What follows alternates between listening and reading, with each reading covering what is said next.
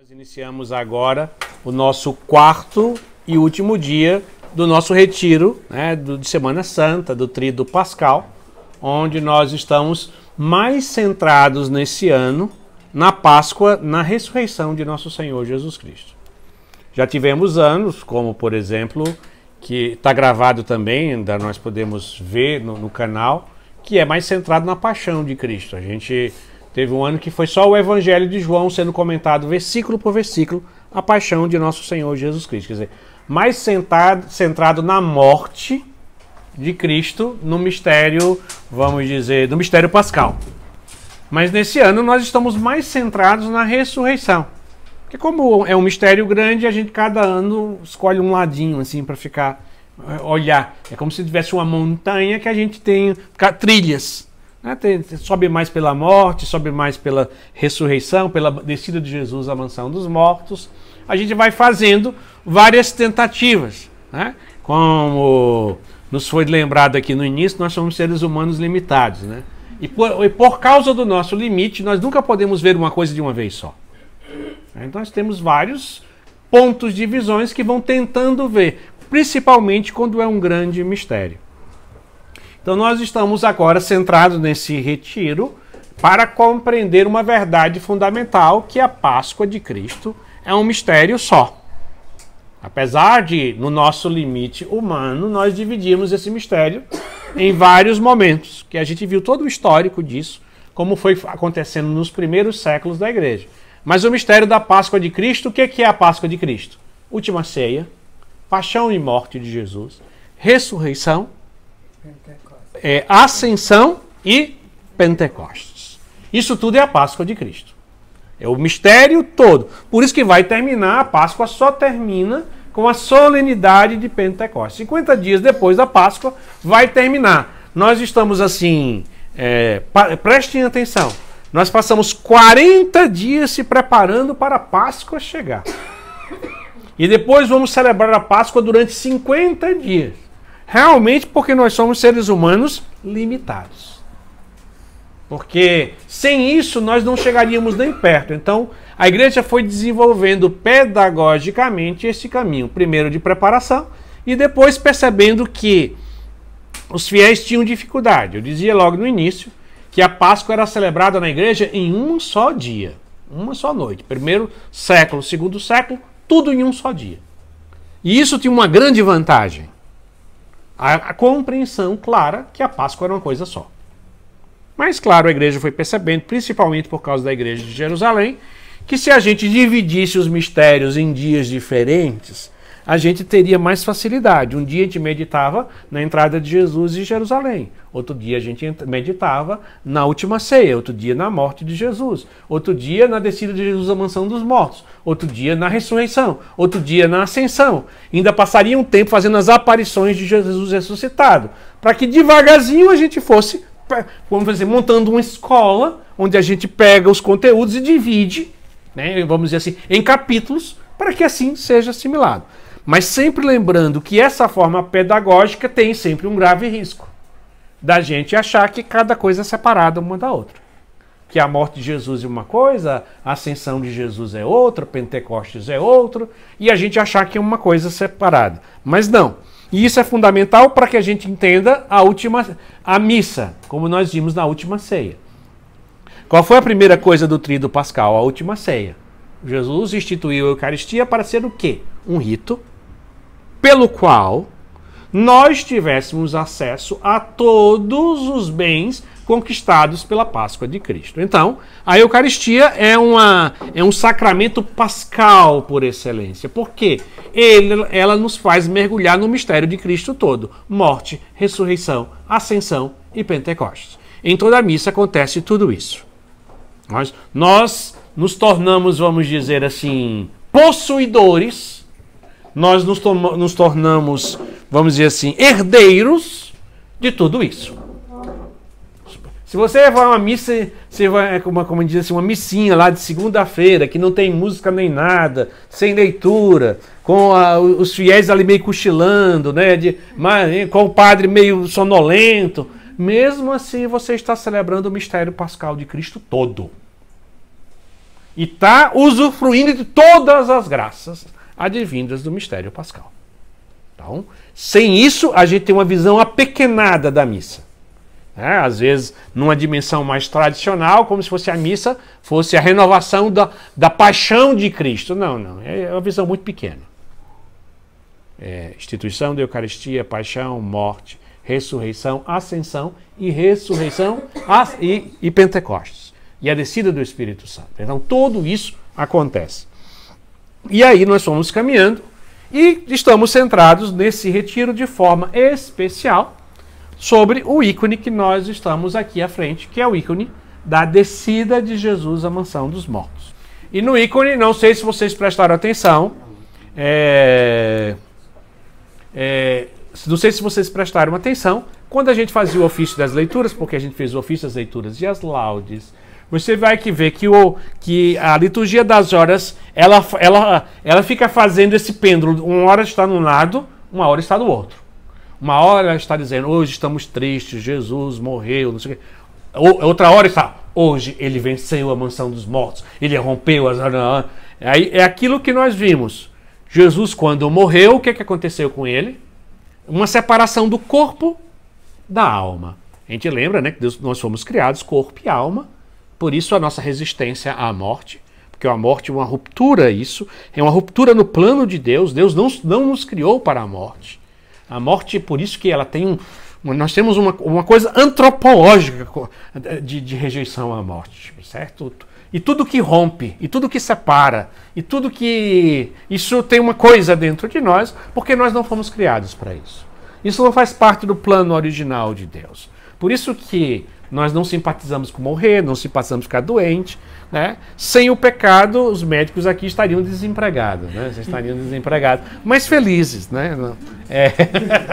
Não sofreríamos, nem ficaríamos doentes, nem morreríamos. E tudo isso são sensações de ruptura. Porque o que é ficar doente? A não ser uma lembrança muito clara que seu corpo está para se romper da sua alma. E foi por isso que a gente também não simpatiza com a doença. Né? É uma lembrança não muito querida de nós, mas que lembra. O que é envelhecer a não ser isso? A lembrança cada vez mais viva de que esse momento está chegando. É uma dor mais, depois vai aumentando mais. É como se assim, ei, tô chegando, vai lá. Porque a morte tem uns que chega de vez, né? Tem outros que ela vai avisando devagarzinho, né? Vai lentamente avisando, tô chegando, olha aí. E outros, chega de forma inesperada. Mas nós temos uma resistência contra isso, por quê? Claro, nós não fomos criados para isso. Se vocês prestaram atenção na leitura do ofício das leituras, né, da segunda leitura, você vê Jesus dizendo para Adão, eu não te criei para isso. Eu não te criei para isso. É aquela frase que todo pai, toda mãe um dia diz para o seu filho. Quando vê o filho em alguma situação, eu não te criei para ser assim. Eu não te criei para viver desse jeito. Eu não te carreguei 9 meses na barriga, eu não paguei escola para você viver desta forma. Assim, você está, vamos dizer assim, dando um resultado todo contrário ao investimento que eu fiz em você. Eu investi em você tudo que é melhor. E você está dando resultado de tudo que é pior. Então Jesus diz para Adão, eu não te criei para tu estares na luz. Eu não te criei para estar você nas trevas. Eu não te criei para isso. Eu te formei, e quando eu te formei, eu tinha uma visão totalmente diferente, um plano e um projeto absolutamente superior a isso. Mas ele vai dizer, né, eu vim aqui para te tirar disso daí. E é isso que você vê no ícone aí. A imagem iconográfica que você vai ver, Jesus dirigindo-se especificamente aos nossos primeiros pais. Vocês vão aí, vendo Adão e Eva, né?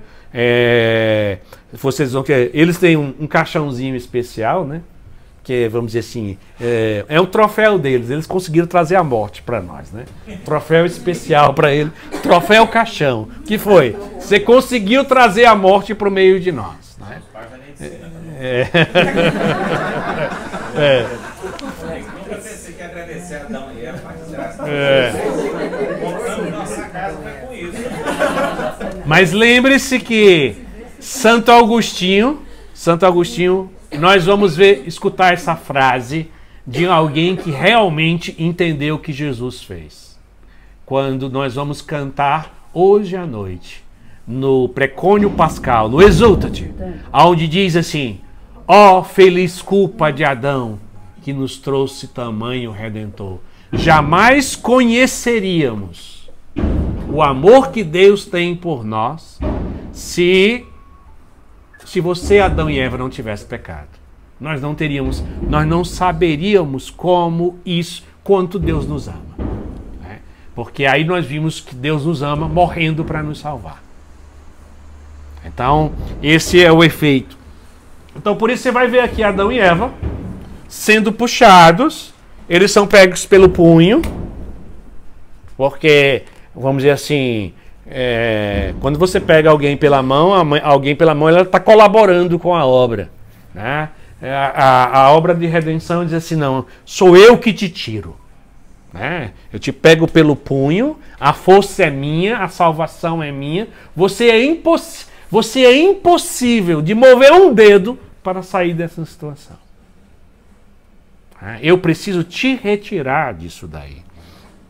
E aí você vai ver a forma como os padres da igreja e depois a liturgia da igreja foi assimilando este momento. Vocês rezaram o Salmo aqui, também no ofício das leituras, o Salmo 23, que diz o seguinte: vocês já devem ter visto esse Salmo várias vezes, esse pedaço tem várias vezes aparecendo. Levantai, ó portas, vossos frontões, elevai-vos, antigas portas, para que entre o Rei da Glória. Aí começa um diálogo. Quem é este, o Rei da Glória? É Yahvé, o Deus forte e valente, é o Senhor valente das guerras. Aí de novo, levantai, ó portas, vossos frontões, elevai-vos, antigas portas, para que entre o Rei da Glória. De novo pergunta: quem é este, o Rei da Glória? E se responde: é o Senhor dos Exércitos. É Ele, o Rei da Glória. Quando os padres da igreja começaram a ler os salmos, a rezar os salmos, e é assim que nós devemos rezar os salmos, eles vão reconhecer neste salmo a entrada de Jesus na mansão dos mortos. Ele vai entrar, ele vai reconhecer que é Jesus o que está entrando. Quem são as portas antigas? As portas da morte, né? A região dos mortos, né? O Hades. Abrir, e é interessante que na Igreja do Oriente, na liturgia pascal da Igreja do Oriente, ela começa fora da igreja também, como a nossa, só que de uma forma diferente. É com um crucifixo bizantino de madeira grande, certo? O sacerdote, a igreja está fechada, está trancada, além de estar escura, a igreja fica trancada, as portas, e o sacerdote se aproxima com uma cruz e golpeia a porta com a cruz. Pá, pá, pá. E aí ele diz: levantai, ó portas, vossos frontões, elevai-vos, antigas portas, para que entre o Rei da Glória. Lá de dentro, o sacristão responde: quem é este, o Rei da Glória? E aí o sacerdote de novo golpeia. Pá, pá, pá. É o Senhor forte e valente. É o Senhor valente das guerras. E aí de novo ele responde: levantai, ó porta, vossos frontões, elevai-vos, antigas portas. E enquanto isso, eles, além de a cada batida, aí tem pessoas lá dentro que vão batendo nas portas, para que são geralmente portas de igreja, que é cheio de ferrolhos, né? Vocês vão ver que tem ferrolho em tudo que é canto aqui, as portas, né? Ferrolho espalhado. Aí a porta, aí eles ficam mexendo com essa porta, como uma porta sendo arrombada. Bate 3 vezes, até que na última batida, né? Quando ele responde a última coisa, é o Senhor dos Exércitos, é Ele o Rei da Glória. Aí as portas se abrem. E aí os fiéis entram na igreja, né? Também às escuras, com as velas acesas, entrando para celebrar a ressurreição do Senhor, né? Porque Ele arrombou as portas da morte, os umbrais da morte. É isso que nós vemos aqui, né? Todas aqui as... as portas aqui, o X, aqui tem todos os ferrolhos, que, para mostrar que não foi aberta as portas, foi arrombado as portas da morte. Para quê? Para que o Senhor entre e vá libertar. E todo o texto que nós lemos aqui, todo o texto do ofício das leituras, é Jesus entrando num diálogo com Adão. Vocês vão acompanhando aqui, aquilo que a gente vê.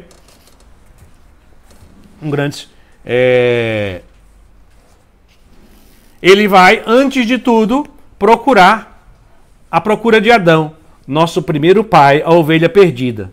Faz questão de visitar os que estão mergulhados nas trevas e na sombra da morte. Deus e o seu Filho vai ao encontro de Adão e Eva cativos, agora libertos do sofrimento. É isso que você vê, Jesus entrando, indo direto a Adão e Eva. E aí ele vai, né? E Cristo respondeu a Adão: não, o meu Senhor está no meio de nós. E Cristo respondeu a Adão: e com teu espírito. Então, acorda tu que dormes, levanta tu que dentre os mortos, e Cristo te iluminará. Aí ele começa: eu sou teu Deus, que por tua causa me tornei teu filho. Por ti e por aqueles que nasceram de ti, agora digo: sai todo o meu poder, sai com todo o meu poder, e ordeno aos que estavam na prisão. Então, toda a galera que está na prisão, da mansão dos mortos, ele vai libertar todo mundo, que está na mansão dos mortos. Aí vocês vão ver lá embaixo, ele vai aprisionar, pode mostrar aí embaixo, aí a figura da morte, aquilo que eu já falava ontem, que foi presa à morte, porque a morte vai ser vencida em 2 estágios. O primeiro, ele já foi retirado, o primeiro mal da morte, que é a separação nossa de Deus. Então, quando morremos agora, nós podemos ter acesso a Deus. Mas ainda faltam alguns efeitos danosos da morte, que ainda não foram, já foram vencidos pela Páscoa de Cristo, mas ainda nós não usufruímos, que é, no caso, a separação do corpo e da alma, a separação dos nossos entes queridos, todo o efeito de separação, a doença, tudo isso ainda, são os efeitos secundários da morte, porque o efeito primário, fundamental, é nos separar eternamente de Deus. Então, isso já foi retirado. Por isso que a morte aqui está amarrada, ainda não está destruída, porque foi tirado o seu pior efeito, mas os efeitos secundários, terciários dela ainda continuam, nos atemorizando. Não é mais um temor absoluto, porque ele já não é capaz de nos separar de Deus. A morte foi convertida na porta de acesso a Deus. Mas, por mais que a gente tenha fé, a morte não nos é simpática. Porque ainda tem coisas nela que vão ser vencidas na segunda vinda de nosso Senhor Jesus Cristo. E a principal delas é a ressurreição da carne. Porque nós não nos sentimos bem. Mesmo aqueles que estão agora no céu, na visão beatífica, São Francisco, Santa Teresinha, eles ainda se sentem incompletos. Eles ainda não são aquilo que eles verdadeiramente são. O que é? Ter de corpo e alma diante de Deus. Porque nós só somos seres humanos plenos, corpo e alma. E isso que é a ressurreição da carne. Um dia nós recebemos um corpo glorioso, e a minha esperança é viva, né? Eu não vai ser careca, por exemplo, né? Não vou ter barriga, não ser careca, nada disso, né? Vai ser superado. Por isso que não é uma... como é que chama? Nós não vamos ter uma ressurreição, vamos dizer assim, corporal igual, aí seria muito penoso, seria muito triste. Nós teremos um corpo glorioso à semelhança do corpo de Jesus Cristo. A mesmo corpo que Jesus tem, como é que chama? Aquele ressuscitado que aparece no meio dos discípulos. Por isso que os discípulos têm dificuldade de reconhecer Jesus. Durante toda a ressurreição, ele é a mesma pessoa, mas tem algo diferente. Olha, Jesus aparece para pessoas, você vai ver durante a ressurreição toda, aparece e eles têm dificuldade de reconhecer quem é Jesus. Ainda é necessário fé para reconhecer Jesus ressuscitado, porque Jesus ressuscitado tem um corpo glorioso. Ele, estando as portas fechadas, ele entra. Não é um milagre. É uma condição corporal que Jesus tem. É uma forma gloriosa. E um dia nós partilharemos dessa forma gloriosa. E temos essa firme esperança, por quê? Primeiro porque ele prometeu. Cristo ressuscitou e nós ressuscitaremos com ele. Então a ressurreição só acontecerá na segunda vinda de Jesus Cristo. Por isso que quando nós somos batizados, o que acontece conosco? Nós morremos junto com Cristo. A parte pascal da morte acontece 100% conosco. A parte da ressurreição acontece processualmente. Primeiro, a ressurreição acontece conosco a partir de uma vida nova. Então, o que é a ressurreição? É a vida nova. Por isso que ele fala, Páscoa, Cristo ressuscitou, vamos viver diferente, é uma vida nova. Por isso que tem uns coelhinhos, uns negócios, essas besteiradazinhas, tem alguma coisa de realidade. É um sinal de vida. Vida nova. Ovo abre e abre uma vida nova. É uma vida, é uma dimensão de coelhinho que gera um bocado de vida. Então é tudo ligado à vida. Tem algo. Era pra gente ficar até os 7 anos com isso, mas tem um pessoal que, né, continua. Até os 7 anos de idade é difícil explicar para uma criança que é a vida nova, o que seria a vida nova, só falando espiritualmente disso. Que é uma vida de conversão voltada para o alto, voltada para Deus, voltada para todas essas coisas elevadas. É a vida nova. Por isso que quando a Páscoa nos chama a ter... Qual o efeito fundamental? Gerar uma vida nova de Cristo. Eu tenho que ficar mais semelhante a Jesus Cristo. Isso já nos é dado na Páscoa. Na Páscoa já nos é dado ser santos. Ter uma vida nova. Ser santo é o primeiro grau da ressurreição. Fazer a vontade de Deus é o primeiro grau de ser ressuscitado. Vamos dizer, é o seu ressuscitadinho, né? O mini, né? Tem aqueles, não tem aquelas coisas que tem, né? Refrigerante pequeno, médio e grande, né? Ser santo é o copinho pequeno, né? É a primeira parte. É o que é possível aqui na terra. O que você pode usufruir da ressurreição aqui na terra? Ser tão semelhante a Jesus Cristo que se torna um santo. Essa é a ressurreição da vida terrena. Se Cristo ressuscitou, buscai as coisas do alto. Então, por isso que na Páscoa é o tempo de conversão, de vida nova, de viver a vida nova. É o que nos é dado. Mas, lembre-se, é o copinho pequeno. Existe o copinho médio, que é a segunda coisa que a gente já recebeu no batismo, mas que só usufrui depois da nossa morte.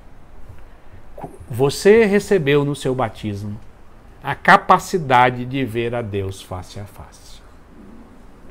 A visão beatífica já existe dentro de você. Por isso que Jesus diz, a vida eterna é esta, que conhece a mim e ao Pai. Já está. Ao ser batizado, você recebeu a graça da visão beatífica. É o copo médio.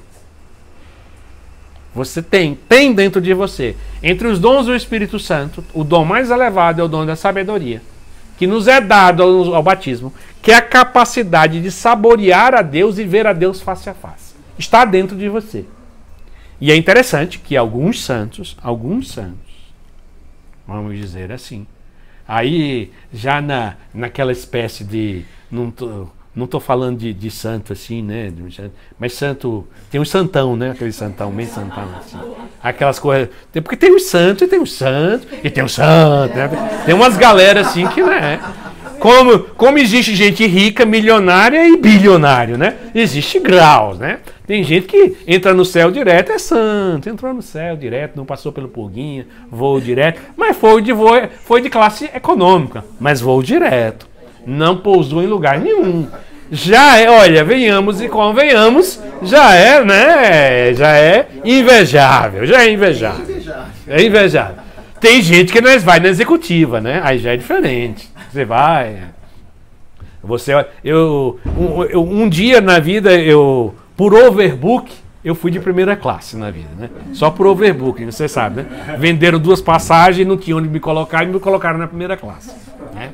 Eu acho que eu tive essa oportunidade na vida só para dar essa palestra um dia aqui. Santa Teresa tem uma coisa na vida dela que ela diz uma coisa do mesmo jeito. Santa Teresa diz que ela teve um momento na vida dela que ela começou a ficar famosa. Santa Teresa, quando começava a rezar, saía do chão, não sei o quê. Aí começou a dar confusão, né? Os que têm odeia, os que tinham não sei o quê. Aí dá todo tipo de confusão do mundo, Santa Teresa. Santa Teresa de Ávila, não conflito com Santa Teresinha. Aí um dia, uma princesa lá da Espanha, o marido dela morre. Aí ela fica tão triste, entra em depressão. Aí o que faz? Primeira coisa que a família dela, já como ela era princesa, vai bater no rei da Espanha. Olha, nós queremos a monja Teresa, lá de para cuidar da minha. Aí veio ordem diretamente do rei da Espanha. Que Teresa saia do convento, vá morar com a princesa lá. Né? Ela foi morar, passou quase um ano morando com a princesa. Né? Ela disse que... E ela disse que uma vez na vida, de tantas histórias que ela teve, ela disse, uma vez, a senhora, ela disse que era interessante. E essa senhora foi fundamental na vida. É engraçado como Deus constrói certo por linhas tortas. Né? Deus escreve certo por linhas tortas. Então, quando as confusões explodiram na vida de Teresa, que ela começou a sofrer perseguições de todo lado, essa princesa foi fundamental na vida dela. As principais defesas vieram por essa mulher, porque era extremamente influente. Né? E uma das vezes, essa senhora que ela ficou louca por Santa Teresa, não queria soltar ela precisou implorar, porque a Santa Teresa sabia que sem a autorização dela, ela não saía nunca. Porque ela era sobrinha do rei. Então não tinha como escapar daquilo. Então Teresa teve que convencer ela, me libere, pelo amor de Deus. Um ano depois ela liberou. E ela disse que um dia essa senhora me levou para mostrar um quarto que ela tinha só com as joias dela. Ele disse, vou mostrar as joias que o meu marido me deu durante a vida dele. Era um quarto que ela disse que era só de joias. Em todas as paredes, tudo cheio. Ela disse, naquele dia, ela disse, eu compreendi. Primeiro porque foi o marido dela que Deus, né? Como Jesus trata as esposas dele que ele ama. Enquanto ele reveste de todos os dons e graças. Né? Ela diz, é um local sensacional. Ela diz, eu só fiquei, era tanta joias bonitas que eu só fiquei com ela disse, é uma visão confusa, porque são demais, né? E ela vê aquilo tudo bonito. Então, voltando para a minha história, né? Viajei na primeira classe. Aí a diferença, né? Quando abriu o pano lá, quando eu vi que eu estava chegando, eu tinha ido para a Jornada Mundial da Juventude com o Papa no Canadá. Aí o voo era Nova York e Rio de Janeiro. Quando eu abri lá, quando acordou de manhã, que a gente estava tudo dormindo, no escurinho lá, aí a pessoa abriu assim aquela cortininha, aí eu vi lá a econômica, lá, né? Já estava tudo claro, o pessoal tudo acordado, aquele negócio tudo, né? Ali você combina antes. Você quer ser acordado para tomar café da manhã ou não quer ser acordado? Você quer café da manhã americano ou europeu? Então, santos que vão de primeira classe, né, e voo direto para chegar. Alguns santos, e São João da Cruz é um desses. Ele vai dizer, ele diz, no final da minha vida, era difícil viver, porque eu experimentava muita coisa que era do céu. Ele diz, era difícil a minha natureza suportar. Porque era como ele diz, por isso que ele vai dizer, ao romper a tela desse doce encontro, ao romper, é porque ele diz, a minha vida já era no limite entre o céu e a terra. E eu experimentava o dom da sabedoria como alguém semelhante a quem já vê a Deus face a face. Mas era difícil, porque a minha natureza não suportava aquilo ali. Quanto mais trevas padeço, mais tenho vida celestial. Então e por isso porque nós já recebemos esses dons todos, já está dentro de você, você só tem. O problema nosso é que nós somos bilionários vivendo como miseráveis. Você é filho do Deus eterno, mas vive uma vidinha marromeno. E quando é marromeno já é bom, viu? Porque vive uma vida miserável, você não. Você é herdeiro de tudo que Cristo conquistou para você. Tudo. Tudo. Tudo. Tudo é tudo. Só que aí essa é a segunda fase. É o copinho de 500 ml que você toma, que é a visão beatífica, que é morrer e poder ver a Deus face a face.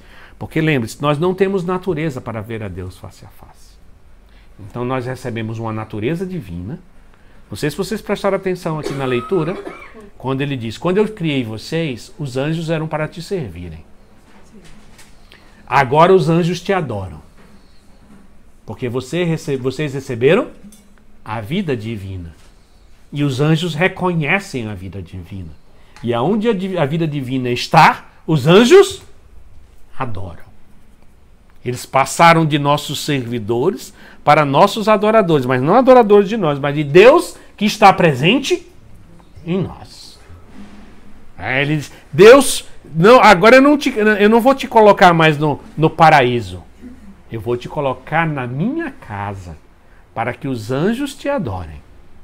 Mesmo que vocês não sejam Deus, porque vocês têm a natureza divina que foi recebida. Então Jesus, ele vai romper as portas da morte e vai nos comunicar essa vida divina. E o copinho de 700 ml, ou de 1 litro, é o quê?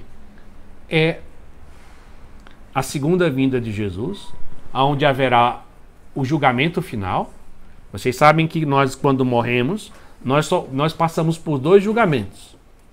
Primeiro é o julgamento quando nós morremos. Diz a carta aos Hebreus que logo após a nossa morte segue-se o julgamento. Isso chama-se o julgamento individual. Quando você morrer, eu e você, nós vamos nos colocar diante de Jesus e vamos ser julgados. Isso automaticamente na hora que a gente morre. Aí voltamos para aquela brincadeirinha do bilhete. Aí lá você vai receber seu bilhete. Né? Deus queira que não seja o bilhete do trem, né? do túnel. Né? Do trem topeira, né? Lá do, como é que chama? Aqui em São Paulo tem aquele bicho. O tatuzão, né? Não seja do tatuzão, né? Que vai lá frente e cai vindo um buraco indo lá para baixo, né? Aí tem lá a turma que vai do tatuzão, lá, descendo lá, que vai para o subsolo, né? E tem lá a divisão daqueles que vão por conexão ou voo direto, né? Por conexão a turma do Purguinha, né? Dependendo para onde vai, com... Importa chegar, né? Não, eu não quero passar no Purguinha, não. Tem uma viva esperança, eu tenho uma viva esperança que eu não vou passar pelo Purguinha. Eu vou né? Não vou passar, vou pro voo direto, no Raguns Jiu-Jitsu. Nem que seja em pé, mas eu vou no voo direto. Eu quero ir pro voo. Essa é a minha esperança. E é interessante. Deus não... Santa Teresinha tem uma frase para isso. Deus não decepciona a gente nas nossas esperanças. Porque o tamanho da nossa esperança, claro, tem que ser uma esperança real, uma esperança que luta para alcançar aquilo. Mas Deus não gosta de decepcionar nenhum filho. Por isso que nós devemos esperar muito. Para que tanto motive o nosso coração a fazer mais, quanto também opere a mão poderosa de Deus. Se a fé move a mão poderosa de Deus, a esperança move mais ainda.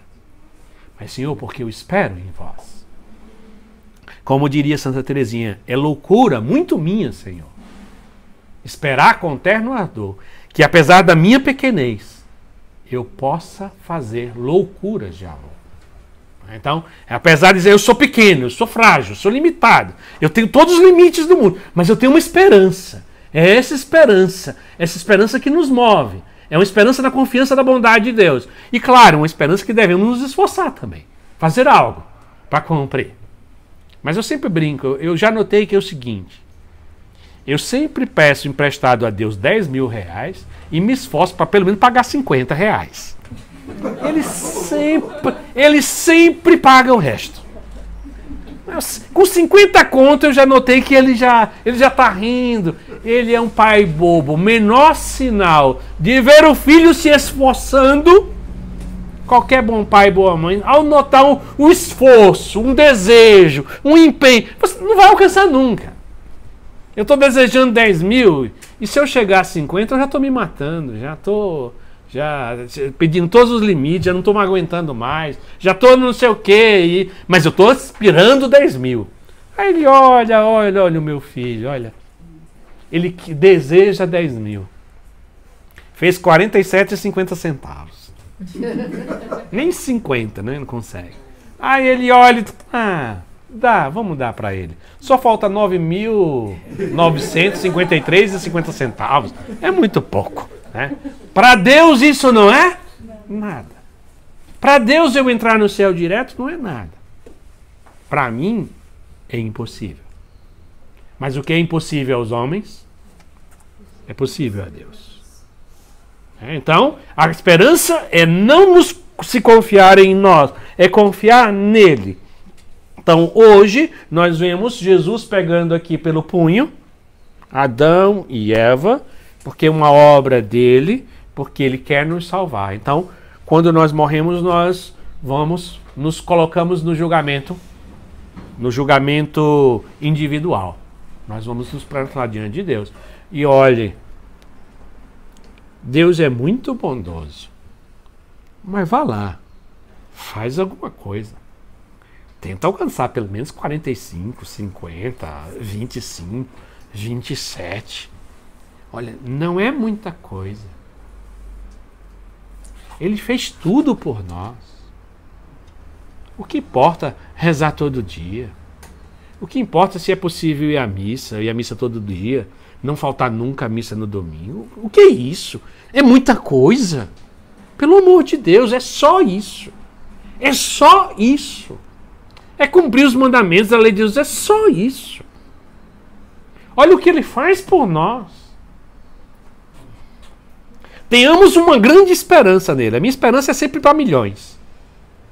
Mas se esforce para fazer algumas coisas. As coisas básicas. Pelo amor de Deus. Não é pedir muito. Não é querer muito. Você não é capaz de entrar no céu. Você não consegue reparar todas as misérias de pecado que você cometeu na sua vida. Não, eu não estou nem pensando nesse tipo de coisa. Eu estou pensando que você só faça coisas básicas. Faça com empenho, com amor e com dedicação. Vai lá para a missa. Chega lá, não chega atrasado. É sempre coisas pequenas, não são coisas grandes. Jesus não espera coisa grande da gente. Jesus espera pequenas coisas bem feitas. Faz sua Lexio Divina 20, 30 minutos por dia. Vai para a missa. Não chega nunca atrasado. Participa bem. Faz coisas pequenas. Não sabe. Tire essa visão infantilizada, orgulhosa de fazer grandes coisas. Faça pequenas coisas bem feitas. Com dedicação. Dando o melhor de si. Eu sei que isso não junta 30 conto na vida, mas se ele ver isso em você, basta isso. Pequenas coisas feitas com dedicação e com empenho. Ele vai recompensar. É porque Jesus é assim no seu julgamento. Os seus erros, ele pesará sempre com peso 0,1. Se deu 1.000 quilos de pecado, aí ele calcula por 0,1. Aí deu 100. 100 quilos de pecado. O que você fez de bom, ele multiplica por 10. Aí olha e diz assim, fez 20, dá 200. Seus pecados foram 1.000. E ele calculou como? 100. Aí ele pegou suas virtudes, aí deu 20, multiplicou por 10, deu 200. Parabéns, meu filho, tem o seu 100! Como você é fantástico! Como você é extraordinário. Você é maravilhoso. Você é extraordinário. Mas imagine ser reprovado num cálculo assim. É sinal da mais desprezível das situações. Não é possível ser reprovado num julgamento desse. Ser reprovado numa prova dessa. É porque você verdadeiramente você o desprezou. Você realmente viveu como se ele não tivesse feito nada. Ele vai multiplicar os seus pecados por 0,1 e vai multiplicar o bem que você fez por 10. Ser reprovado é sinal de que você olha e diz assim: não tem chance. Então, esse é o julgamento individual. Depois, quando Jesus voltar a segunda vez, haverá o julgamento universal. César, por que vai existir um julgamento universal? Por duas coisas básicas. Primeiro, porque o seu julgamento foi feito só entre você e ele. Então, só você e ele sabe como foi feito os cálculos, né? E tudo. Na segunda vinda de Jesus será diferente. Será à vista de todos. Por quê? Porque em um dado momento tem que ser feito. Lembre-se que a justiça tem que acontecer. Ninguém pode fazer o mal e se tornar impune. E Jesus nunca vai deixar que alguém fez um bem escondido que todo mundo não veja. Porque isso é uma questão de justiça. Quantas vezes nessa vida nós vemos injustiças sendo cometidas? E elas vão ser reparadas uma por uma. Uma por uma. E vai ser feito isso publicamente. Porque isso é uma exigência de justiça. A justiça tem que ser feita. Porque quantas vezes nós vemos no mundo, na nossa visão humana, por isso que nós nos revoltamos com a injustiça, com o erro, quando o mal prevalece sobre o bem. Mas não se preocupe, é só uma questão de tempo. E o tempo é curto, porque lá é eterno. Aqui é só 30 anos, 40 anos. O que é que a gente pode viver de injustiça nessa vida, a não ser isso? E todas as injustiças vão ser reparadas, todas. As nossas aqui, não lembro que é só as que aconteceram com a gente não, né? As que a gente fez também. Serão todas reparadas. Todas. Todas. Todas. Por isso, meus irmãos, uma coisa eu aprendi na vida. E gostaria de, se vocês aprendessem também. Evite de emitir julgamentos sobre as pessoas. E eu tenho sempre uma preocupação. A gente pensa que as pessoas é nosso irmão, nosso vizinho, nosso não sei o quê. Vou fazer um comentário que a gente deve ter isso muito claro. Pasmem. Pasmem. Pessoas públicas e políticos também são seres humanos. Você vai ser julgado pelos seus julgamentos. Ah, mas a pessoa nunca nem ouviu. Jesus ouviu o que você falou dessa pessoa. E se por acaso não for verdade, você vai responder eternamente por isso. Então todo ser humano é um ser humano. Não importa. Por isso que eu tenho o maior cuidado em relação a isso. Eu prefiro sempre dizer: não voto em essa pessoa. Por quê? Porque eu não concordo com as ideias dela. As ideias dela são contrárias a mim, então não voto. Ah, não, ladrão! Isso não me interessa, eu não vi ele roubando, eu não posso dizer nada. Sobre este assunto, eu me calo. Sobre política, só tem uma coisa que me define. As pessoas que eu concordam com os meus pensamentos, eu voto nela. Ou se aproxima mais. Quem não concorda, eu não voto nela. No resto, eu não tenho apreciação. Sobre as ideias, eu tenho. E devo emitir um julgamento. Isso é pessoa pública, isso é artista. Cuidado, viu? Que artista também é um ser humano. Você pensa que não é, viu? Ah, essa pessoa, ele é um snob, é isso. Aí eu fico olhando, dizendo, poxa, eu sempre fico... Sabe quando eu vejo alguém falando isso, me dá um frio na barriga, eu fico pensando no julgamento dessa pessoa. Porque Jesus disse, na medida que medires, serás medido. Certo? Então, quando aparece alguém ali na TV, no vídeo, essa pessoa é não sei o quê. Cuidado. Emissão de julgamento é um ser humano. Na medida em que medires, serás medido. Na medida em que julgares, tu serás julgado. Então, preste atenção, eu emito julgamento sobre ideias, atitudes objetivamente. Eu vou dizer, a pessoa matou o pai e a mãe, está errado. É óbvio. Vou dizer que está certo? Não. Então está errado, mas não emito um julgamento sobre a pessoa. O julgamento pertence unicamente a nosso Senhor Jesus Cristo. Eu aprendi isso, a não julgar. A não ser que eu seja obrigado ao julgamento. Não é que não esteja, né? Mas às vezes nós somos obrigados a julgar as pessoas por causa do nosso trabalho, por causa de uma coisa. É necessário a emissão. Aí quando é obrigação, não posso fazer nada, né? Até pai e mãe precisam julgar o seu filho para poder corrigi-lo.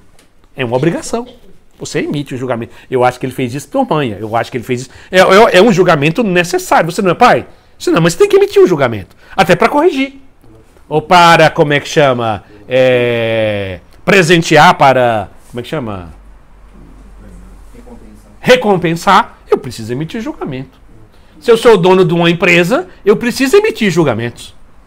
É a minha obrigação. E da minha obrigação eu não posso me furtar. Como pai e mãe não pode. Mas lembre-se, saiu da minha obrigação? Para mim é uma história de Santa Teresinha que quando eu fui mestra de noviço, quando eu andava dentro do Carmelo e via uma irmã fazendo uma coisa que em tese não devia fazer, eu olhava e via. Quando via que ela não era noviça, ela dizia, não preciso fazer nada, que coisa boa. Porque as noviças eram da responsabilidade dela. As outras, não. Ela sabia que se fosse a noviça, ela teria que emitir um julgamento. Aquela pessoa está fazendo algo errado. Vou chamá-la, chamar a atenção, vou fazer isso, vou fazer aquilo. Não é? Não é meu problema.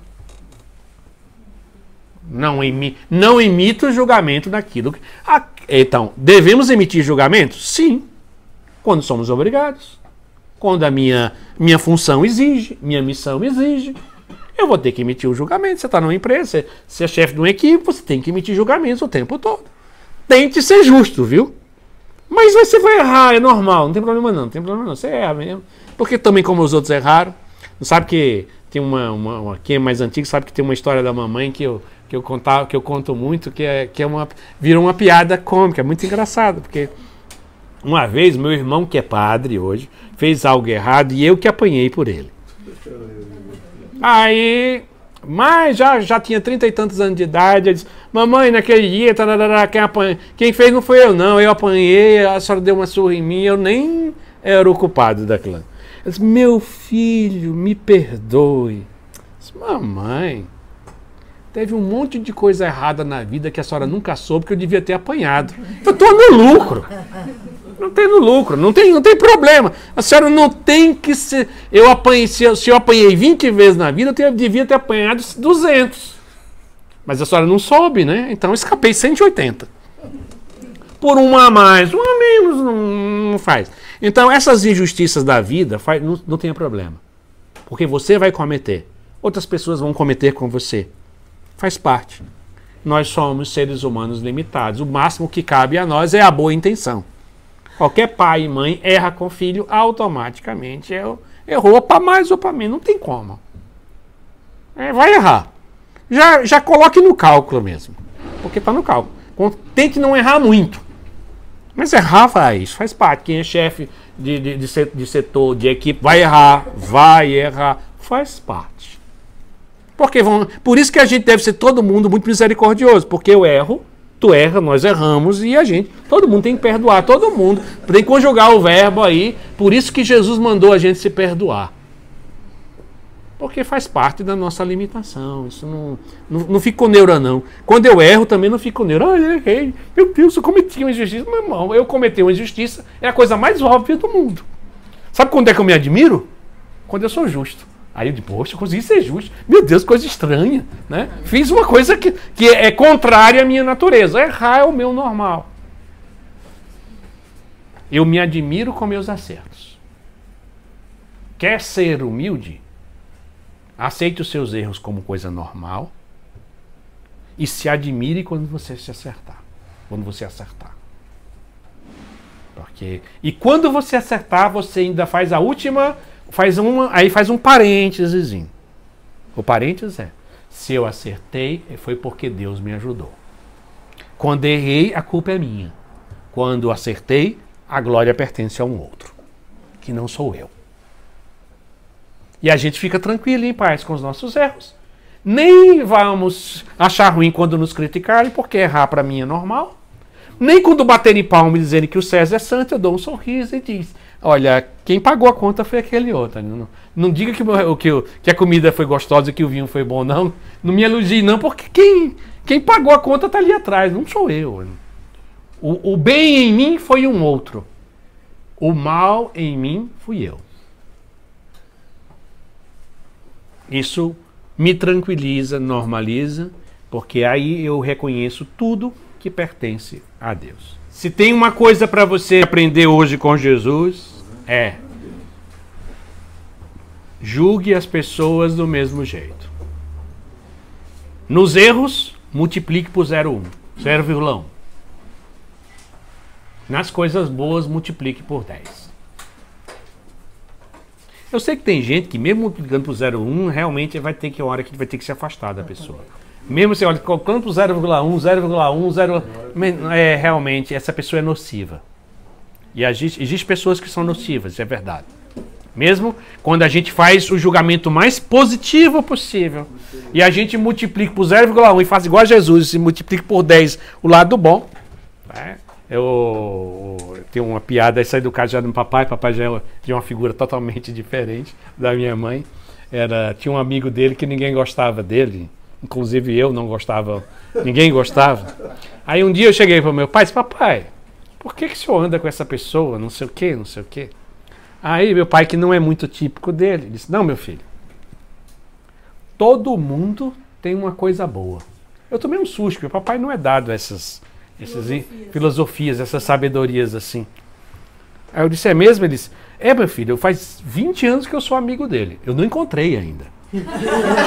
Mas eu estou procurando. 20 anos e não encontrei nenhuma qualidade boa nessa pessoa, né? E eu acho que não encontrou mesmo, não. Então, existe gente que mesmo multiplicando 0,1, a gente vai ter que se afastar, porque ela não é positiva. Certo? Isso não é falta de misericórdia. Você faz juízo, tenta o mais positivo no mundo, você olha e diz assim: mas essa pessoa é tóxica, é nociva, ela faz mal. Certo? Então, você não é obrigado a estar próximo dessa pessoa, você é obrigado a ter compaixão, misericórdia, na hora que for necessário. Né? Eu sempre uso o exemplo: a pessoa levou um tiro no meio da rua, aí você vai levar ela para o hospital. O filho dela está doendo, aí você vai ajudar aquela não. Mas não se aproxime. Porque tem pessoas que mesmo o juízo positivo de 0,1 multiplicando por 0,1 o negativo e multiplicando por 10 o positivo, mesmo assim a gente calcula, ainda dá negativo o cálculo. Ainda dá negativo. É porque são pessoas que são tóxicas, nocivas. A gente não vai emitir um julgamento sobre essas pessoas e a gente vai simplesmente dizer: eu não devo conviver com essas pessoas. Tem pessoas que são assim. Então, e você não está falando com falta de caridade, não é nada. Falta de caridade é se você ficar falando mal da pessoa, ficar denegrindo, ficar sendo... Não, você não precisa fazer nada disso. Só se afaste. Quem não é bom, a gente deve se afastar, porque não faz bem. Isso não é positivo a situação. Mas na medida... a gente sabe que 95% das pessoas Se a gente faz esse cálculo 0,1 e multiplicação por 10 do positivo, dá positivo, né? Até a gente às vezes dá, né? Nem sempre, mas às vezes, até a gente. Porque lembra que é também com você mesmo. Então, tem pessoas que você dá, então dá para conviver. Ela tem um defeito, tem esse problema. É desagradável nisso, é ruim naquilo, mas você tem compaixão e dá para levar. Dá para levar. Vamos levando. Dá para levar. Tem gente que não dá, mesmo no cálculo. Então, preste atenção. Ninguém está falando aqui num sentimentalismo, porque tem gente que fala do amor como se fosse uma coisa sentimentalista. Tudo é bom, a gente deve amar todo mundo. Não, menos. Nós devemos amar todo mundo. Mas amar é uma coisa objetiva. O amar é querer o bem, não é um sentimentalismo. Não é gostar. Amar é querer o bem e fazer o bem. Dentro dos nossos limites. Não é nada, eu devo amar todo mundo na vida. Sim, você deve amar todo mundo. Mas algumas pessoas você ama ficando distante delas. Outras pessoas você ama ajudando. Outras pessoas você ama elas te ajudando. Existe um lugar razoável. Deus te deu um cérebro e uma inteligência, deve ser porque tem algum motivo. E o motivo é fazer julgamentos saudáveis e bons. Nem para ser uma pessoa exigente demais, tudo demais é veneno. Nem uma pessoa lesa que não vê o mal que se aproxima. Nenhuma coisa nem outra, coisa razoável. Ame de forma objetiva, querendo o bem de todo mundo, certo? Descontando o que pode ser descontado dos outros, o que é possível, certo? E tendo coisas que você tem a devida distância, porque não faz bem. Certo? Cuidado, porque às vezes a gente tem pessoas meio escrupulosas e ficam achando, não, aí tem aquela pessoa que me prejudica sempre, mas Jesus disse que eu devo amar. E não sei, não, mas peraí, você está com o juízo prejudicado da situação. Então, não é falta de amor se afastar de uma pessoa quando você não tem o bem necessário para ajudar aquela pessoa. Às vezes vai precisar de uma outra pessoa.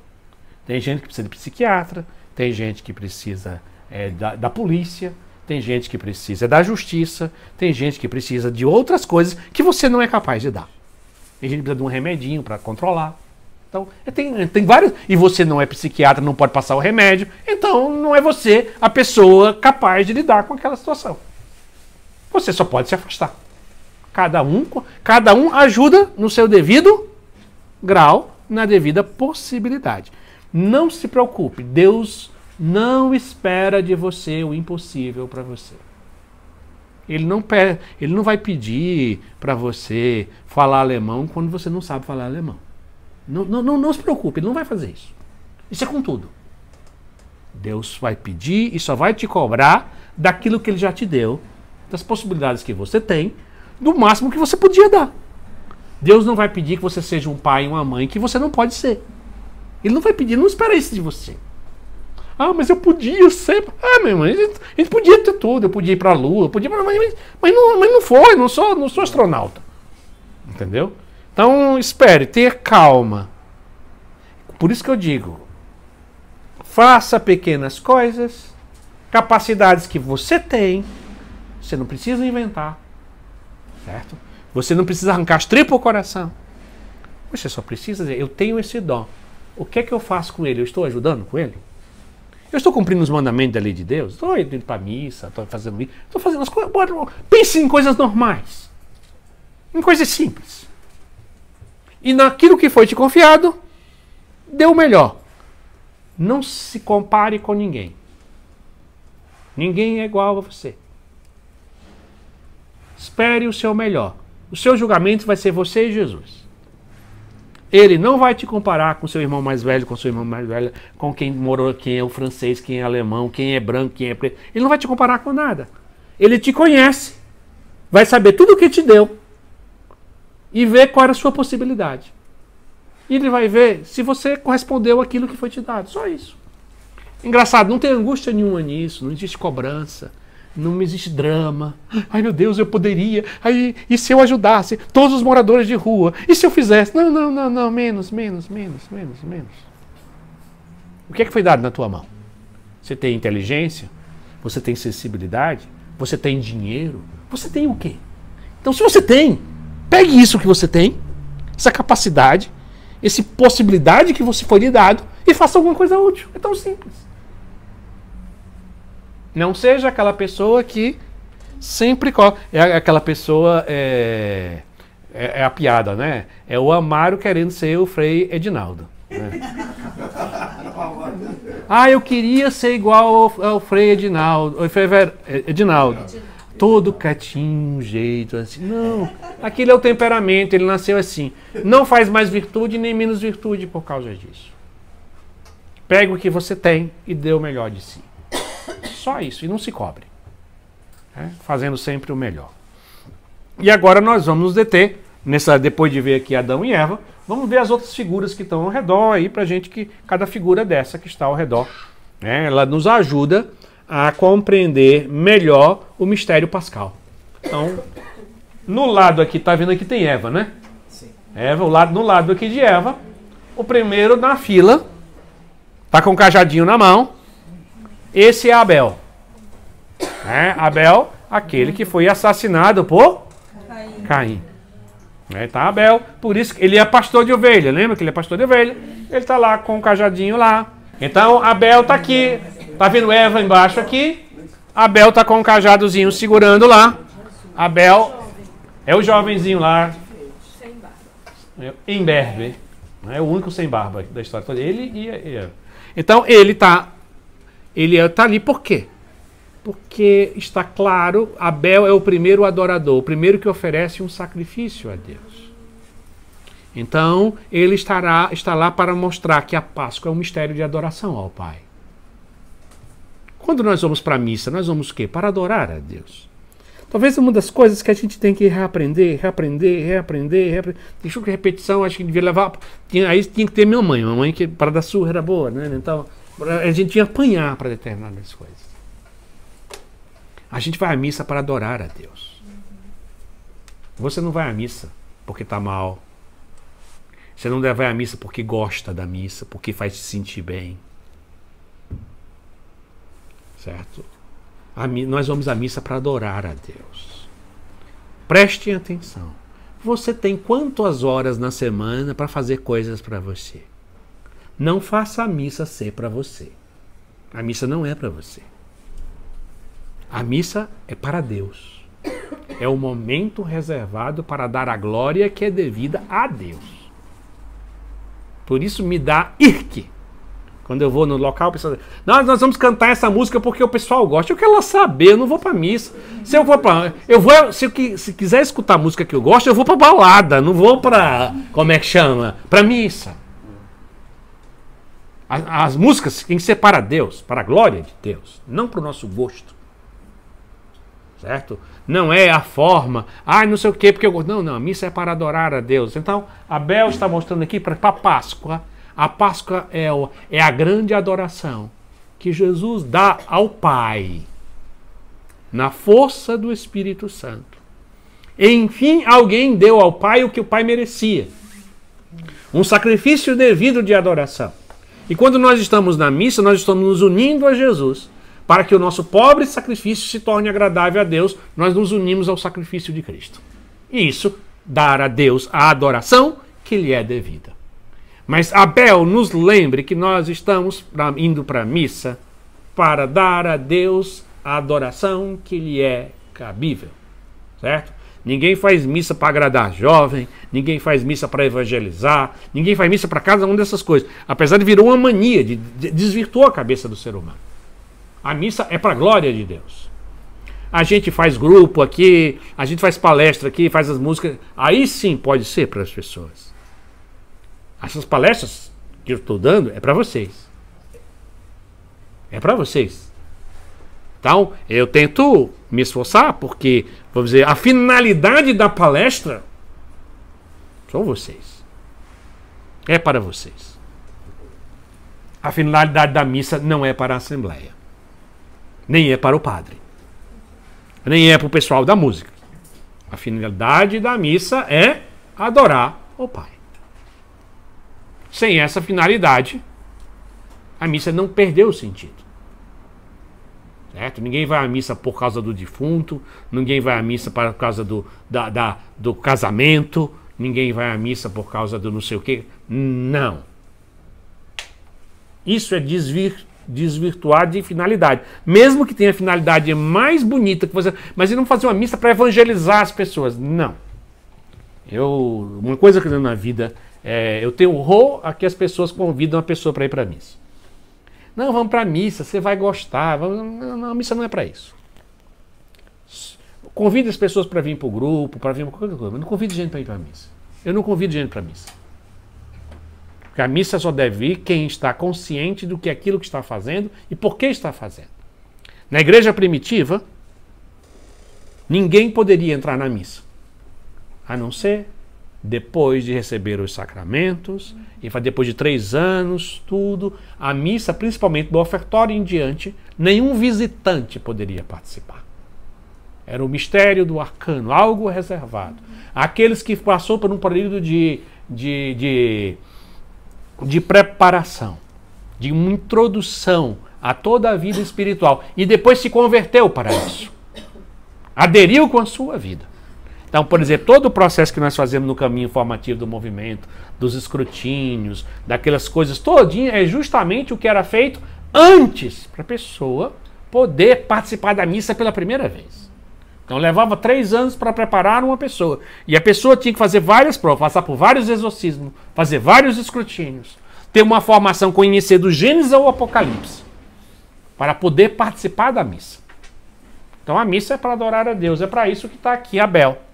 Nos lembrando, é o primeiro adorador, que fez o sacrifício, e o seu sacrifício subiu e foi agradável a Deus. Então, o adorador.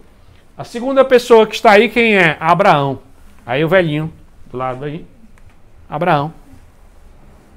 Abraão, é aquele que vai sacrificar o seu próprio filho, para fazer a vontade de Deus. Deus pediu, Abraão, sacrifica teu filho único. Sobe ao Monte Moriá e sacrifica teu filho único. Então, e aquilo que Deus não permitiu a Abraão, Deus fez consigo mesmo. Ele sacrificou o seu próprio filho, Jesus Cristo. Abraão está aí para nos lembrar que a Páscoa é um sacrifício. Jesus se sacrificou. E isso nos faz entender o que é a missa. O que é a missa? É o santo sacrifício de Cristo. O sacrifício pascal de Cristo. Então, Abraão é o sacrificador por excelência, que sacrificou o dom maior que ele tinha, o seu próprio filho. Então, Abraão está aí para nos lembrar. Páscoa é sacrifício. Jesus se sacrificou, ele deu a sua vida, ele morreu a nossa morte para que possamos viver a sua vida. E foi um sacrifício de amor. Ninguém tira a minha vida, eu a dou livremente. Então, está aqui Abraão. O terceiro aqui na fila é Moisés. Moisés, você sabe que foi o grande instrumento, foi da primeira Páscoa. Para lembrar que a Páscoa que nós celebramos hoje, nós vamos ver hoje no Exulta-te, ó Páscoa, a noite que tu tirastes os hebreus da escravidão. Ó noite, porque Moisés foi o grande instrumento da primeira Páscoa. A primeira Páscoa foi uma prefiguração da verdadeira Páscoa. Então, o que é a Páscoa? É uma adoração. Nós vimos em Abel que é adoração. Nós vimos que em Abraão que é um sacrifício. Nós vimos em Moisés que é a libertação. Moisés libertou o povo do Egito. O que é a Páscoa? É a nossa libertação do pecado, do demônio e da morte. Então, é a grande noite de libertação. O que é que nós celebramos hoje à noite? A grande libertação. Nós éramos escravos de Satanás e fomos libertos das garras dele. Nós éramos escravos da morte. A morte zombava de nós. Agora ela está amarrada. O pecado imperava nos nossos membros mortais. Hoje o pecado foi vencido. Com a graça de Deus nós podemos vencê-lo. Então, por isso, Moisés está aqui para nos lembrar que a Páscoa é libertação. Passamos para o outro lado. Do outro lado, está alguém aí que não toma banho e não penteia o cabelo. Todo mundo já sabe, João Batista. não toma banho, não é? Eu brinco sempre que... Não, olha, eu faço brincadeiras porque eu tenho medo às vezes, sabe? Quando eu chegar no céu, quando eu se encontrar com ele no céu, meu Deus. Eu brinquei, né? Era brincadeira. Brincadeira. Eu faço as brincadeiras com ele, com Santa Terezinha, que eu digo, não, olha, cuidado. E com ele eu tenho mais medo, né? Porque Terezinha não. Mas ele é brabo que só não sei o quê. João Batista. João Batista é aquele que é o profeta por excelência, porque foi o único que falou de Jesus e apontou o próprio Jesus.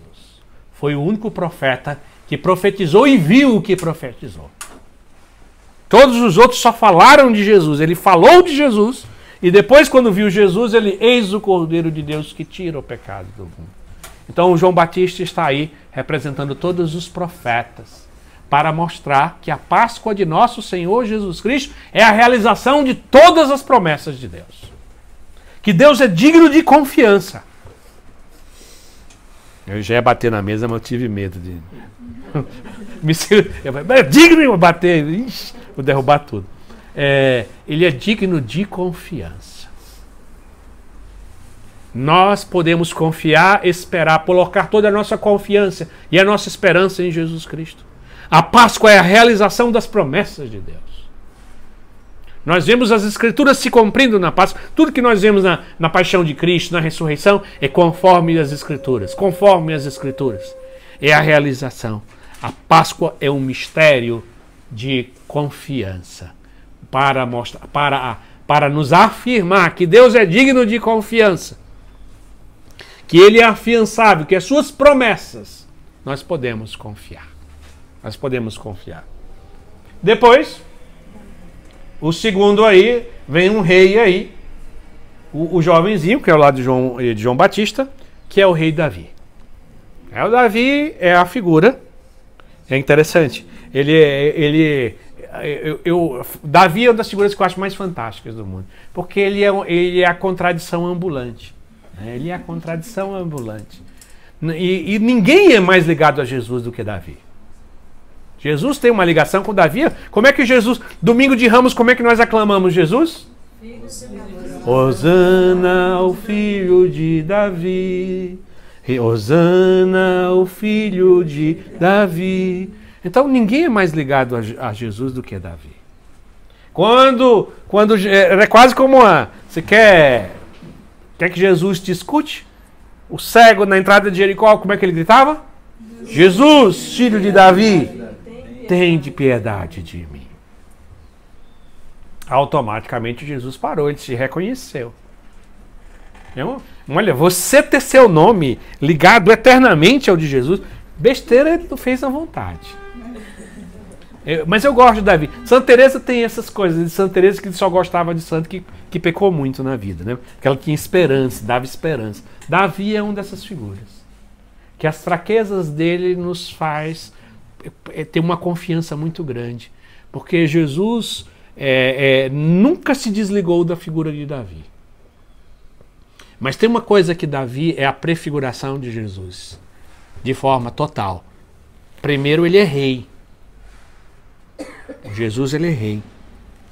Jesus, rei dos judeus. Quando o anjo foi apresentar-se à Virgem Maria, como é que ele se apresentou? Ele disse para a Virgem Maria, quando ela disse, como se fará isso se não haverá homem algum? Se eu não conheço homem algum? O Espírito Santo virá sobre ti, a sombra do Altíssimo te cobrirá, o ente vai nascer de ti é santo, e ele sentará no trono de seu pai Davi. Então, a realeza. Davi está aí para lembrar que Jesus é rei.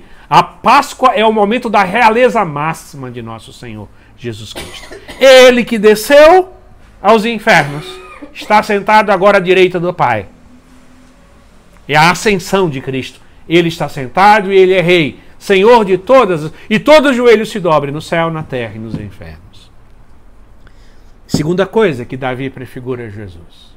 Davi é o guerreiro por excelência. Ele nunca perdeu uma batalha. E ele sempre combateu para defender o povo. Então, Jesus é o verdadeiro Davi. Como Davi venceu os inimigos, Jesus venceu o demônio, o pecado e a morte, os nossos inimigos. Então Jesus é o grande Davi, que nunca perdeu uma batalha. Então Davi está aqui para dizer que a Páscoa de Cristo foi uma batalha. Lembra aqui do Salmo? É o Senhor Deus dos Exércitos. Quem é este? O Rei da Glória. É o Senhor Rei dos Exércitos. É aquele que vence todas as batalhas. A Páscoa foi a mãe de todas as batalhas. Por que os apóstolos correram com medo? Porque nos apóstolos tinha um sentimento muito forte. Era uma batalha que eles desconheciam o tamanho da força. Só o demônio, fora Jesus Cristo, sabe o tamanho dessa batalha como foi. Então, a Páscoa foi a grande batalha, a mãe de todas as batalhas. Então, Davi é o grande rei, o vencedor das batalhas. Jesus vence todas as batalhas. Depois, por último, Salomão. Quem é Salomão? O rei sábio. Duas coisas que existem em Salomão. Ele é o rei sábio. E o próprio Jesus se refere a ele. Quando o povo não queria escutar, diz assim: a rainha de Sabá se despencou lá não sei de onde para ver escutar Salomão. Está aqui quem é maior do que Salomão. Quem é Jesus? Jesus é a sabedoria eterna que se fez carne, a qual Salomão é uma prefiguração. Então Jesus é o rei sábio por excelência. Não porque ele emite julgamentos sábios, ele é a própria sabedoria, é o Logos eterno.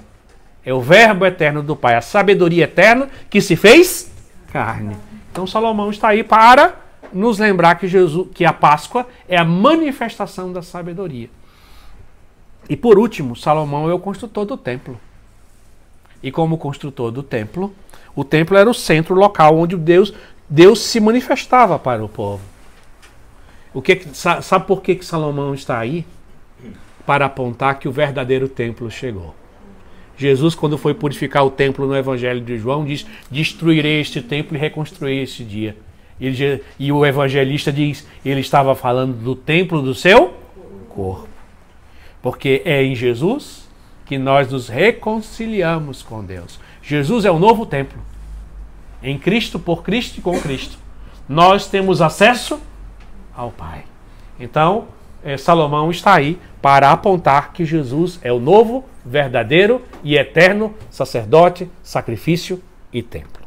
Então, agora vamos nos deter na figura de Jesus. A primeira coisa que você vai ver em Jesus é que você vai ver que ele está de forma gloriosa, ele está de forma ressuscitada.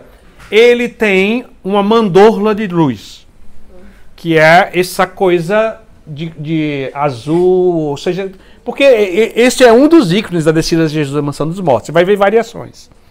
Então, mas todos têm essa mandorla de luz. Significa que ele está glorioso.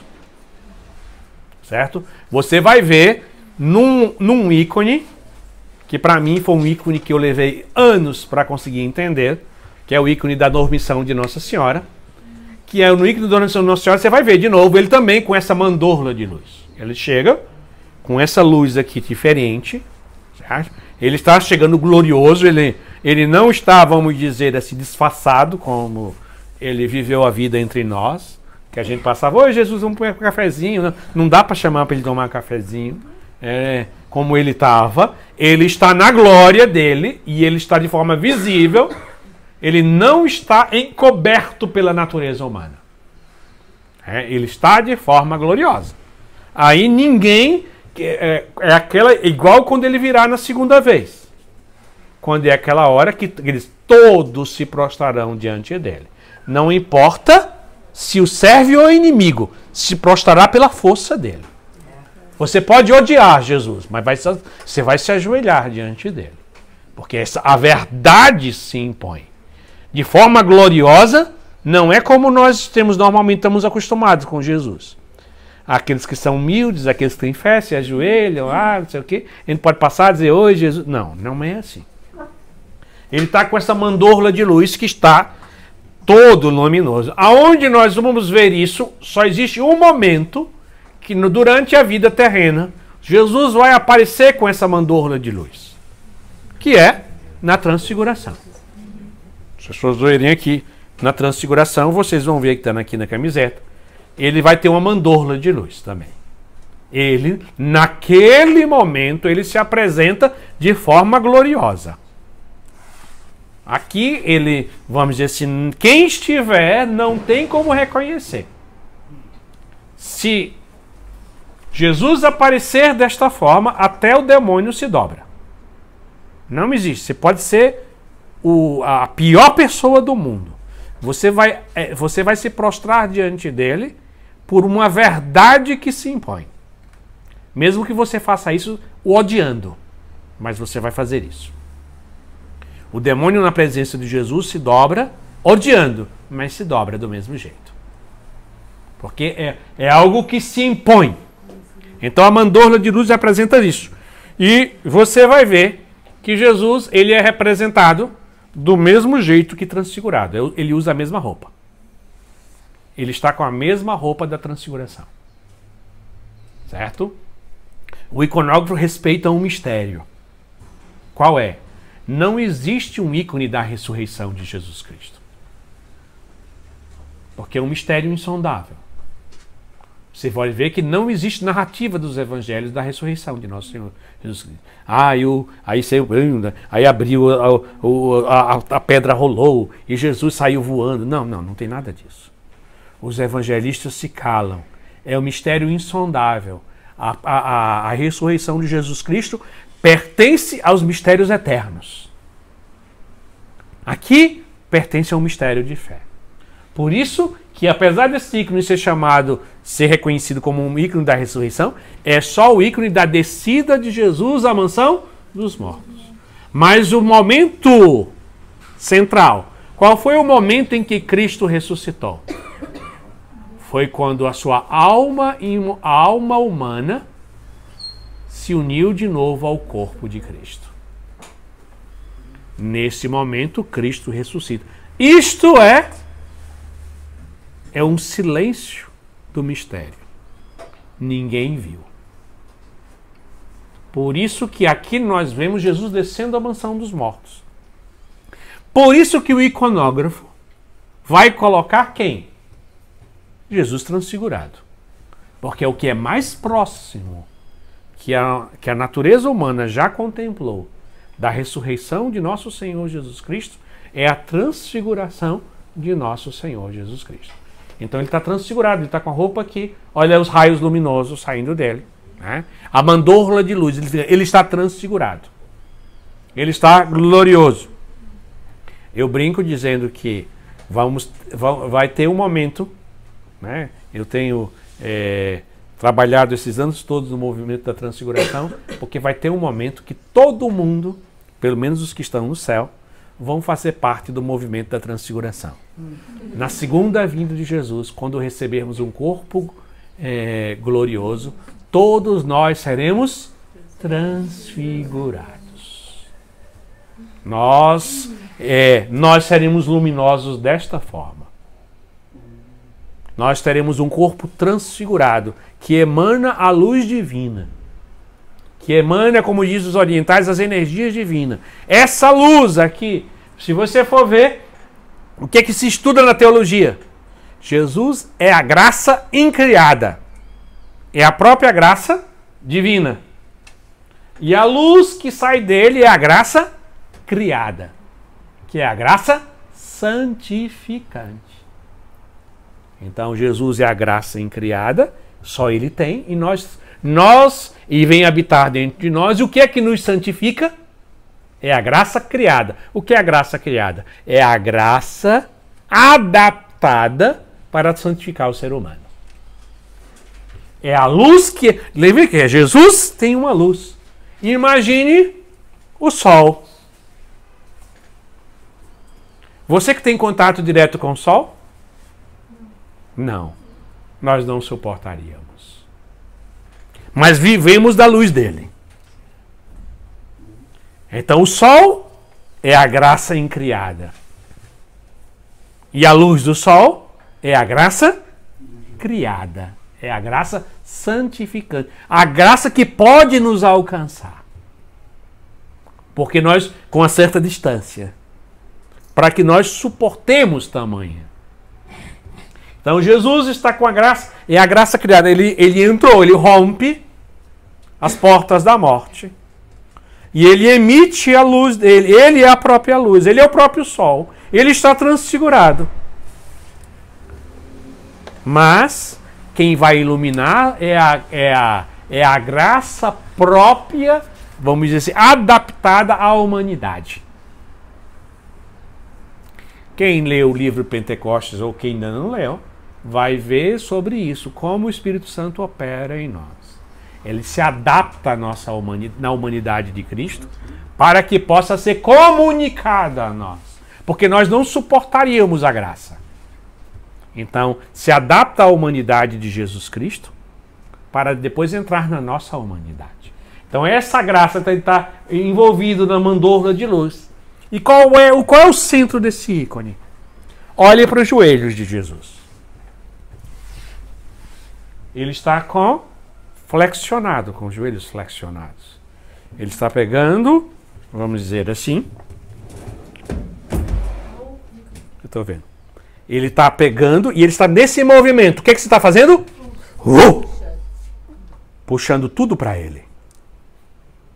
Puxando todo mundo para a mandorla de luz. Tirando todo. É um movimento de força de atrair todos à luz. Este é a definição mais perfeita do que é a ressurreição de nosso Senhor Jesus Cristo. Porque pela cruz nós somos libertados do demônio, do pecado e da morte. Mas pela ressurreição, ele nos comunicou a vida dele. Na cruz, Jesus tirou o que te impedia de se unir a ele. Na ressurreição, ele comunicou aquilo que te capacita a viver junto com ele. Se a cruz perdoa o nosso pecado, a ressurreição nos diviniza, nos santifica, nos faz entrar no mundo dele. O que Jesus está fazendo? Atraindo todos para si. Todos para saírem das trevas, eu sou a luz do mundo. Ele está fazendo, a ressurreição é esse movimento. Não sei se fica muito claro para vocês. São duas coisas que nós precisávamos. Se Jesus só tivesse morrido na cruz para nos salvar e acabado aí, eu brinco dizendo que nós teríamos aquela felicidade de adventistas. Já viu aquele? Aquelas revistinhas de adventista? Testemunho de Jeová? Que tem umas pessoas assim andando no meio do lago, uns tigrezinhos, um leão, todo mundo sorrindo, andando de braço dado. Aqui, nós seríamos felizes assim. Qual seria a nossa felicidade? Que Jesus morresse. Se a salvação fosse só a morte de Jesus, seria o paraíso. Você seria uma pessoa humanamente feliz o tempo todo. Todo mundo feliz. Já pensou? Você sem doente, sem ser careca, sem envelhecer, sem não sei o quê, nem magro, sem calor, nem sol, tendo dinheiro para comprar tudo. Pronto, você seria aquela felicidade assim que... Essa daí. Mas Jesus não quer isso para nós. Jesus quer que nós tenhamos a alegria dele. Nós vamos ter uma alegria divina. Nós vamos ter a mesma alegria que o pai tem de amar seu filho e o filho tem de amar o pai. Por isso que São Paulo vai dizer, olhos não viram, ouvidos não ouviram, coração humano jamais pôde desejar. Porque nós não podemos desejar aquilo que nós não conhecemos. Nós não conhecemos como o pai é feliz. Como o pai ama o seu filho. E como o filho Jesus devolve tudo para o pai. Esse amor é tão infinito que procede a pessoa do Espírito Santo. Nós vamos participar da felicidade divina. Nós não vamos ser pessoas alegrezinhas, felizezinhas, tomando vinho bom. Isso aqui fica para a terra. Não é a felicidade de um casamento bom. Não é a felicidade de ter um filho. Não é a felicidade de ter um bom emprego. Não é nem aquela felicidade bonita de um pai e uma mãe que quando vê os seus filhos dando certo na vida, que dá uma realização. Não, não é isso não. Não pense nisso não. Não seja medíocre. Jesus não morreu e ressuscitou para te dar uma alegria que você... É como se você conseguisse... A gente pensa que o céu sabe aquele pico máximo de alegria nossa de forma estável. Não. Você não sabe quando Deus te ama. Olhe para o sacrifício de Jesus na cruz. Calcule o quanto ele sofreu. É o quanto que ele quer te fazer feliz.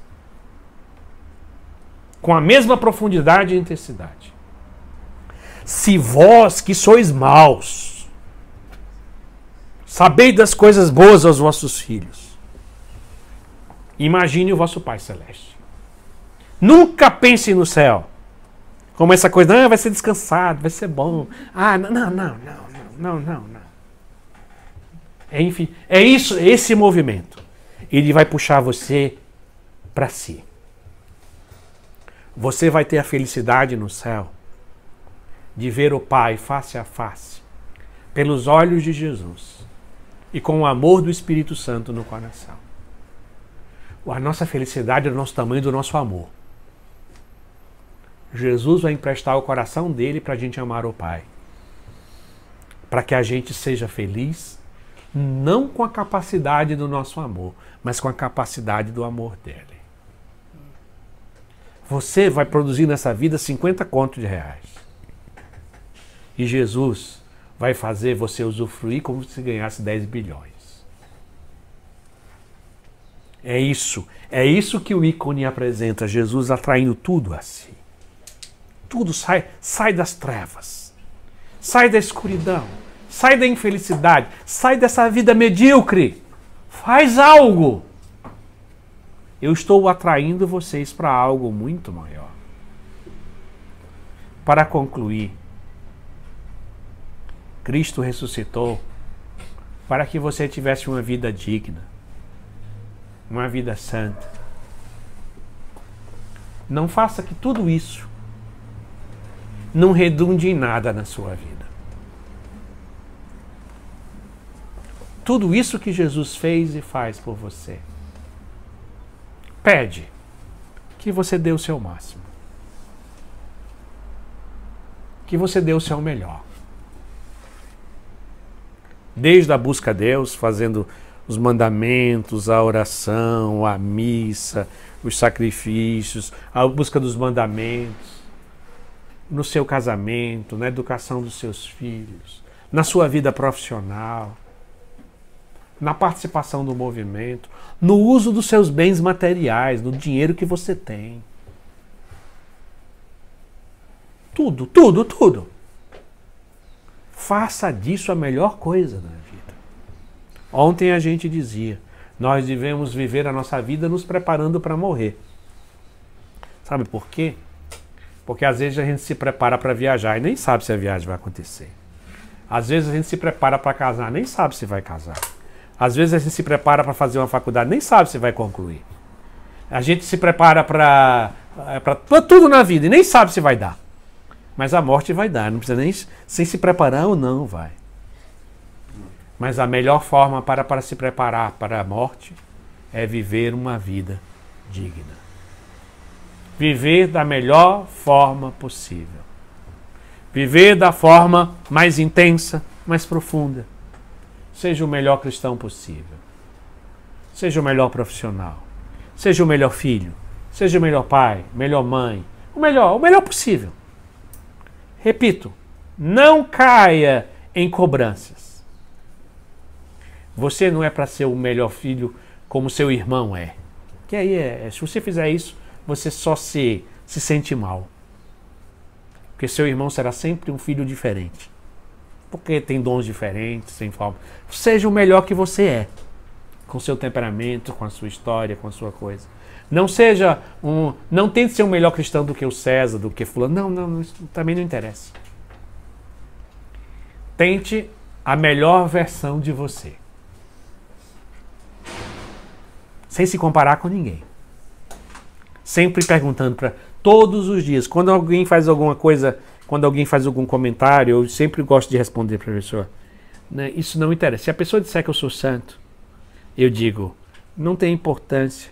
Porque quando eu morrer e estiver diante de Jesus, essa pessoa não vai estar lá para dizer que eu sou santo, tá? Testemunhar ao meu favor. Quando alguém fala mal de mim, me critica, eu também digo do mesmo jeito. Essa pessoa não adianta de nada. Porque quando eu tiver eu e Jesus, o que vai acontecer? Essa pessoa também não vai estar lá para me criticar. Então o que ela fala ou deixa de falar, pouco me importa. Pouco me lixo do que as pessoas ou me elogiam ou me criticam. Eu tenho um problema na vida que é real. Um dia eu vou morrer e vou prestar conta diante de um único que vale a pena. A ele eu vou responder. Os outros vão me julgar, vão me achar, vão bater palma, vão me criticar, mas não vai valer de nada. Isso tudo passa. Vocês estão me ouvindo aqui, estão achando o César o máximo, pregando, achando que o César é santo. Não adianta de nada. O que eu vou levar disso? Vai estar eu e Jesus. E Jesus conhece o meu coração. Das minhas fraquezas e das minhas virtudes. Isso é o que conta. Quer ser livre nesta vida? Viva a vida olhando para Jesus. É o único que você vai prestar conta. O resto é uma criticazinha lá, uma batida de palma lá, mas passa. Não tem valor nenhum. E quando a gente vive assim, a gente vive livre. As pessoas criticam, a gente dá um sorriso e continua. As pessoas elogiam, a gente também dá um sorriso e continua do mesmo jeito. A humildade consiste nem se alterar com a crítica, nem se alterar com o elogio. Porque eu sei quem eu sou. Os seus elogios não me aumentam e suas críticas não me diminuem. Eu sou o que sou mesmo.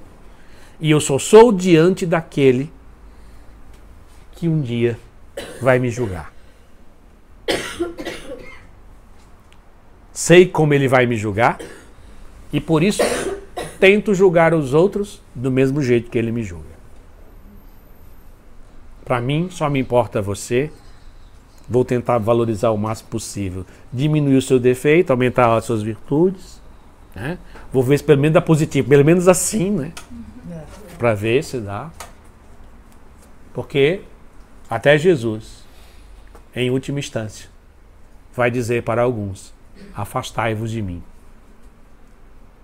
Porque com tudo que eu te fiz, e com o julgamento que beira a injustiça do sentido negativo, é porque, né, no sentido, beira a injustiça no sentido negativo, no contrário, porque ele diminui os seus defeitos e aumenta. Mesmo assim, você não alcança. Afastai-vos de mim, malditos, e ide para o fogo eterno. Deve ser a única coisa no mundo que nós devemos temer. O resto não. O resto é bobagem. Nem guerra, nem morte, nem nenhum problema, não, nada disso. Tudo isso é momentâneo, é uma coisinha, vai passar já já. Mas as palavras de Jesus sobre nós serão eternas. Você não sabe o que é eternidade, mas dá para ter pelo menos uma ideia. É para sempre. É muito mais do que para... Eternidade não é para sempre não, viu? Isso é uma redução muito pequena. A eternidade tem algo de intensidade. Alguém separado de Deus será separado eternamente. Não significa que ele vai viver o tempo todo longe de Jesus. Não, não. Existe uma intensidade no que isso significa. Que todos nós nos preparemos para escutar as palavras de Jesus, justamente o contrário. Vinde a mim, benditos do meu Pai. Que nós possamos acontecer aquilo que aconteceu com São Martim de Tours, que era lá um soldado romano, e que ele, lá no século III, século IV, na Gália, o que hoje é a França, estava caminhando lá no meio da neve, estava nevando, e um mendigo se aproximou dele, pediu, e a capa para o soldado romano era um distintivo. Ele pega a capa dele, com a espada corta a metade, e dá para o mendigo. E quando ele vai dormir, ele tem um sonho. E no sonho ele se vê. Não, na verdade, ele vê o céu no sonho. E no sonho, Jesus andando com todos os anjos e os santos, o Pai, sentado no trono, e Jesus dizendo para o Pai: olha, Pai, Martim mal foi batizado, já faz com que eu ande com a veste dele. E que no final da nossa vida, né, nós possamos receber esse julgamento. Jesus ter essa palavra para nós, uma palavra de salvação. Tenhamos uma vida digna para isso. E a Páscoa de nosso Senhor Jesus Cristo é esse grande mistério. Jesus está atraindo você para Ele. Quer você mais próximo. Quer você mais próximo. Quer você mais próximo. Quer você mais próximo. Ele quer você mais próximo dele. É esse movimento que Ele está fazendo. A Páscoa é isso. Ele quer a cada um de vocês. Ele quer, está te puxando. A Páscoa só será Páscoa se você terminar mais próximo de Jesus. Senão a Páscoa não aconteceu na sua vida. É esse movimento que deve travar na mente de vocês. Um Jesus que está puxando você das trevas para a luz. Está puxando para a luz dele. Está puxando você para estar próximo dele. E isso ele faz todos os dias. Mas se prepare. Porque um dia bondoso, amoroso, esse puxão vai ser mais forte. E ele vai dizer: vem. E será o dia que nós nos encontraremos com ele. Mas todos os dias ele puxa a gente. Será bem melhor que no dia da nossa morte a gente já esteja bem pertinho. Vai ser pouca coisa para puxar. Para que a gente não esteja distante. E como a gente não sabe o dia da nossa morte, que podia ser hoje, e eu concluo dizendo a piadinha que todo mundo faz, que eu gosto de fazer ao contrário. Se Jesus dissesse: quer ser puxado hoje, César? Sim, eu quero ir hoje. Lá é muito melhor do que aqui. Eu confio, eu acredito. Não me preocupo tanto no que eu estou preparado. Eu me preocupo, na verdade eu me confio no tanto que Ele me ama. E aí eu diria como Pedro: Senhor, Tu sabes tudo. Tu sabes que eu te amo. Amém.